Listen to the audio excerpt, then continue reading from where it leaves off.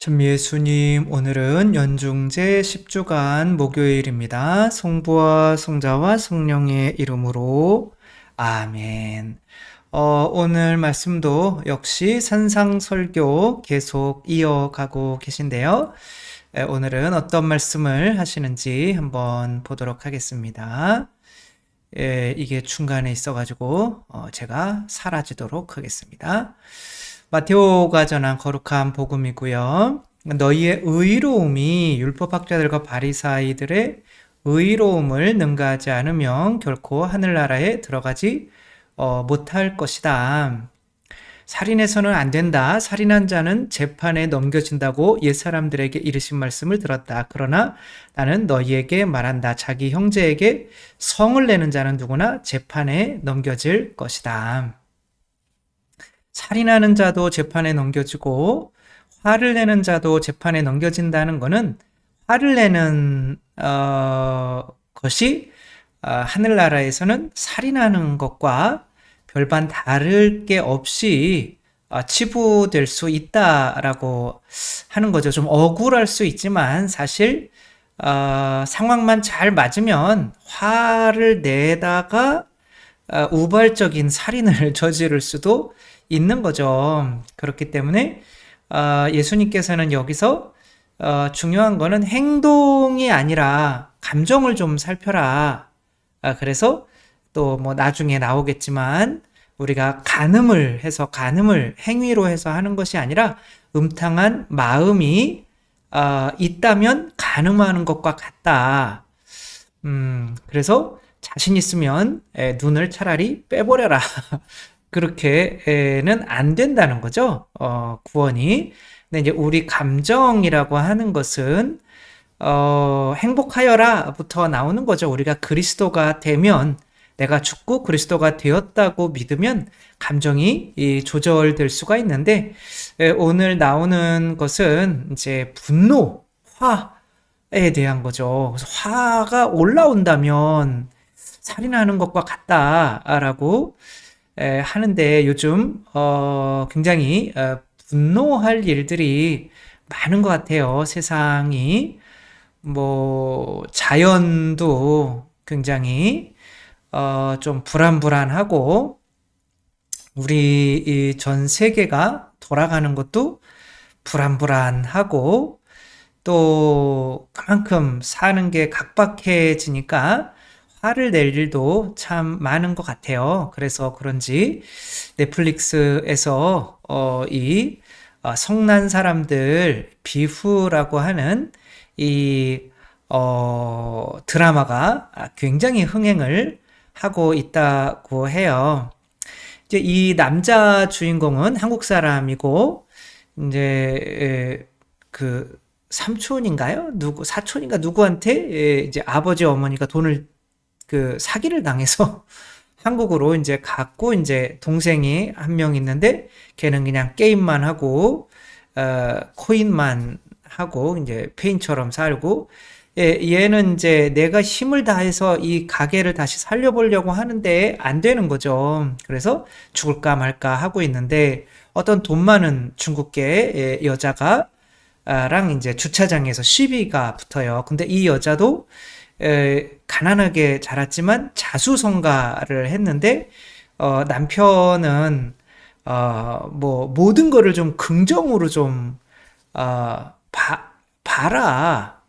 답답한 거죠. 본인도 열등감으로 아버지가 이루어 놓은 것에 대해서 자신은 그만큼 그 기대에 미치지 못하고 살아가는 것에 대해서 열등감이 있으면서도 그래 참아내자 그러며 근데 이제 아내가 힘든 얘기를 하면 들어주질 않고 뭐 그러니까 그리고 또 어떤 자본주의 세계에서 돈이 지금 있어도 더 많은 사람에게 좀 무시당하고 질리는 그런 상황에서 둘이 이제 주차장에서 부딪힐 뻔한 거죠. 근데 막 그냥 지나쳤으면 되는데 둘이 이제 막 싸우죠.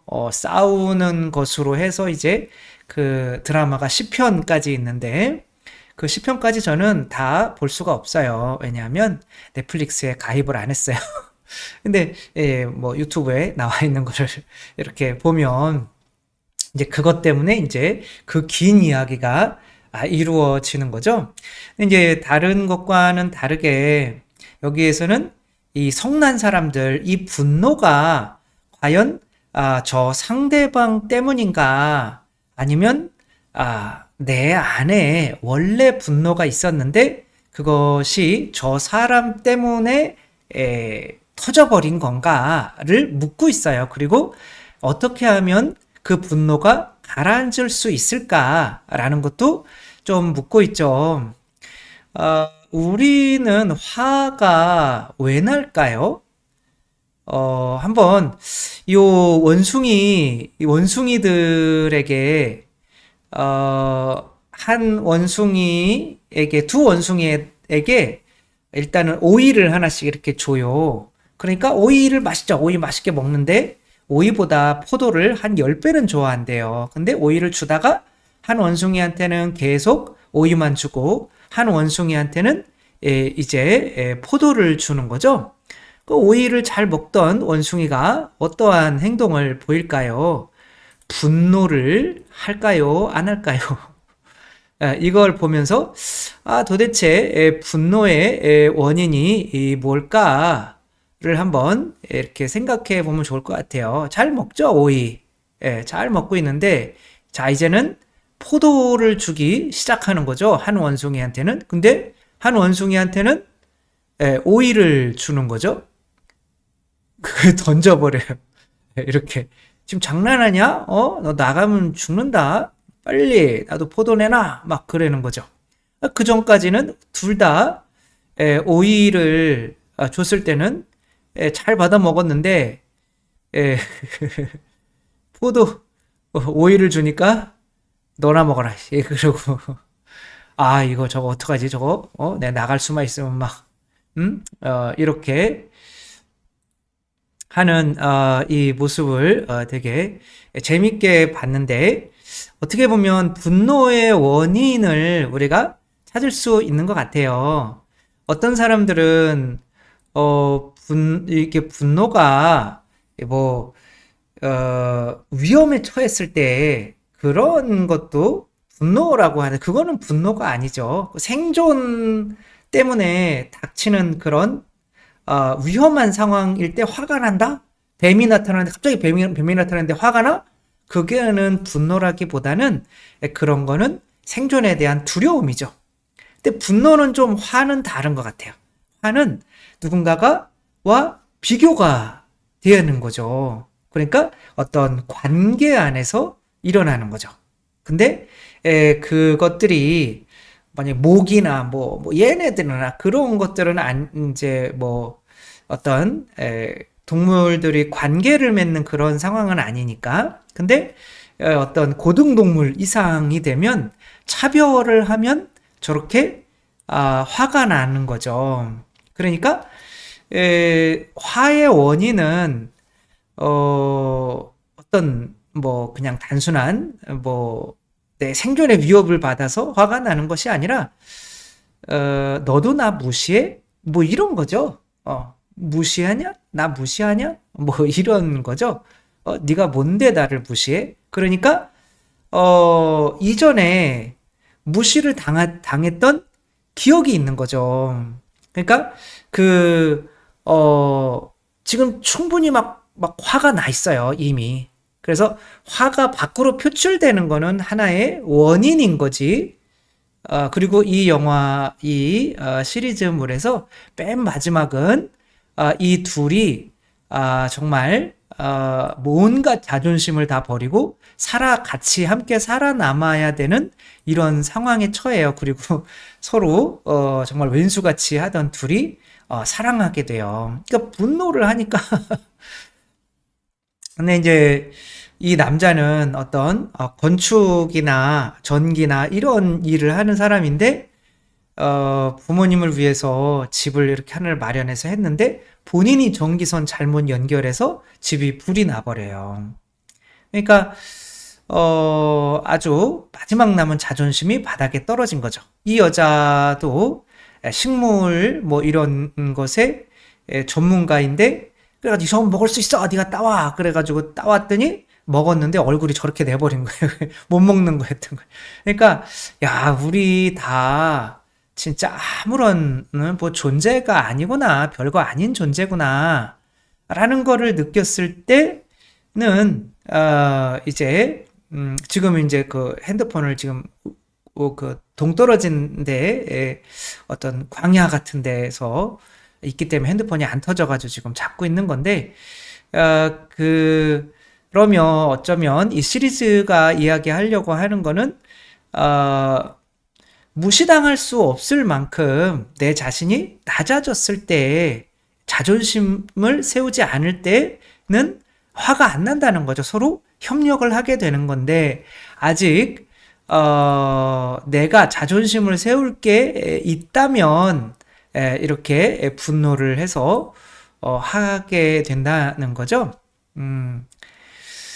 어떤, 연세대 교수 권수영 교수님에게 어떤 자매님이 찾아왔대요. 그 자매님이 딸만 보면 승질이 난대요. 그리고 그 딸이 어떤 때 성질이 나느냐면, 음식을 흘릴 때, 음식을 왜 이렇게 흘리냐, 막 짜증이 나는 거죠. 음식 좀 흘리지 말고 먹어라. 이제 네 나이가. 근데 이유 없이 화가 난다는 건데, 이유 없이 화가 나는 경우는 없겠죠. 그러니까 분노, 너도 나 무시하니? 라는 거죠. 그러면 그 이전에 무시당했던 경우가 있겠죠. 가만히 생각해 보니까 예전에 우유를 떨어뜨렸었는데 어머니에게 뺨을 맞았다는 거죠. 뺨을 맞고 심한 소리를 들은 것이 내 안에 상처로 남아 있었다는 거죠. 그러니까 이 어머니가 사랑을 줘야 되는, 자존감을 줘야 되는 이 어머니로부터 내가 무시를 당한 거잖아요. 근데 얘는 흘리면서 나한테 혼나지 않으면은 얘도 나를 무시하는 게 되는 거잖아요. 아닌가? 그래서 아무튼 그런 무시당했던 그런 것이 내가 화로 남아서 그 화가 그런 또 것이 보여질 때 건드려지는 거죠. 너도 나 무시하냐? 뭐 이런 거죠.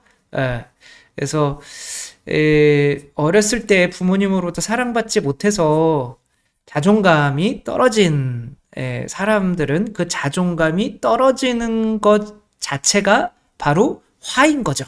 그러니까 화로 가득 차 있는데 그 화의 원인을 내가 화가 팍 터졌을 때 그 상대로 보는 거죠. 쟤 때문에 화가 났어. 그러나 실제로 그 화의 원인은 내가 당연히 받아야 되는 사랑을 받지 못했을 때 그것이 분노가 치미는 거죠. 너도 나 무시하냐? 이 원숭이처럼